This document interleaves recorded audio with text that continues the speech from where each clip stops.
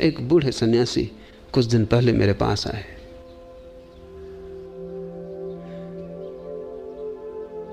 कुछ भी पाने को नहीं है अभी, ऐसी छोटी छोटी मन की सूक्ष्मताओं की झलकें मिली हैं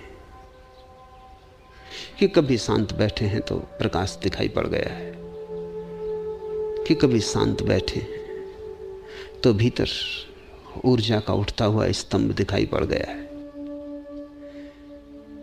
ऐसी छोटी छोटी बातें जिनका कोई बड़ा मूल्य नहीं, जो कि मन के ही खेल हैं, जिनके की पार जाना है, जिनमें उलझे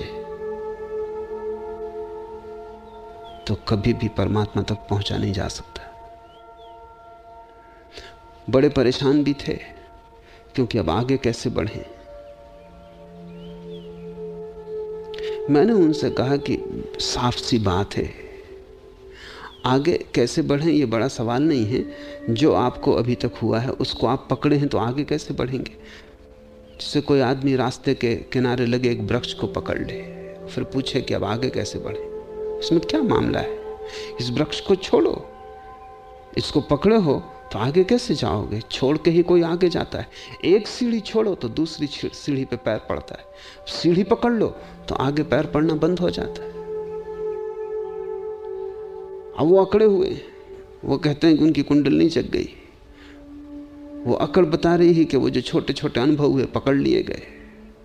कहते हैं उन्हें नीली ज्योत दिखाई पड़ रही है और मुझसे पूछने आए थे कि मैं अब कौन सी अवस्था में हूं।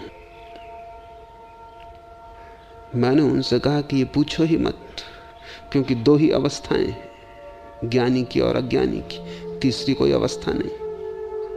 और तीसरी अगर बनाई तो वो अज्ञानी का ही उपद्रव होगा। दो ही अवस्थाएं हैं, या तो उसकी जो पहुंच गया या उसकी जो अभी नहीं पहुंचा है। और जो नहीं पहुंचा है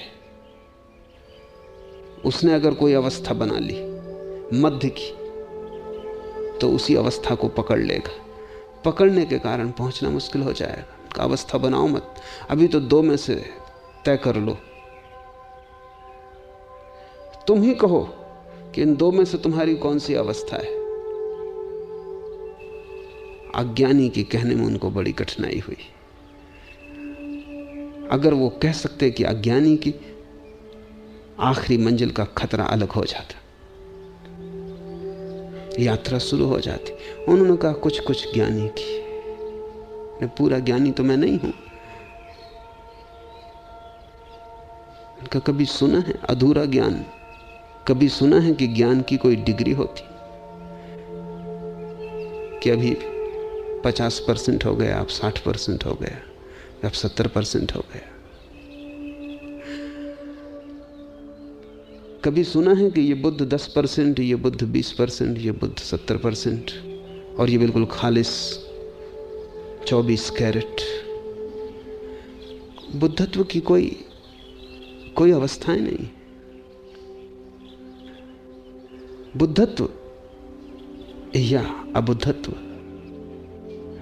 लेकिन मन अबुद्धत्व पे तो राजी नहीं होता, और मन ये भी जानता है कि बुद्धत्व का तो दावा कैसे करें, क्योंकि अगर बुद्धत्व का ही दावा करना है तो मेरे पास पूछने क्या आए, बात खत्म हो गई।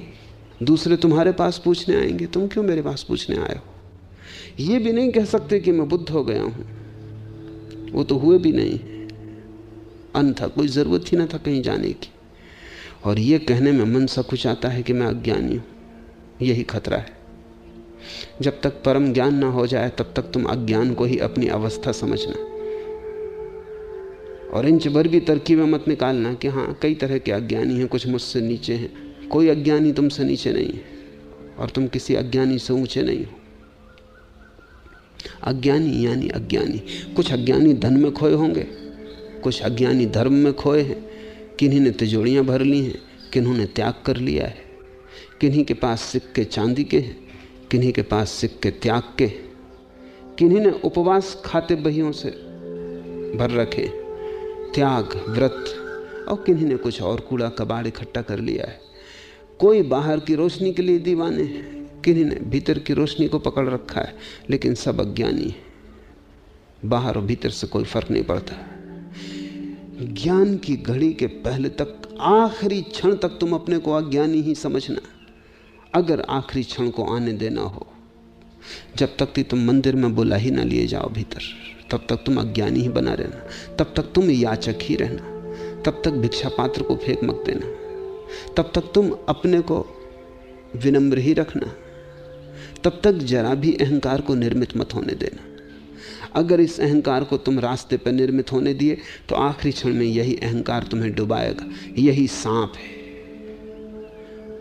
जो तुम्हें आखिरी क्षण से लील जाएगा और वापस पहुंचा देगा जहां उसकी पूंछ है। इसे तुम पहले ही क्षण से स्मरण रखना। धर्म को संपदा मत बनाना और अनुभवों को इकट्ठा मत करना। कहना कि सब राह के किनारे की बातें घटती हैं, सामान्य हैं, उन पर ज़्यादा ध्यान मत देना, उनका विचार भी मत करना, उनके साथ अकड़ को मत जोड़ना।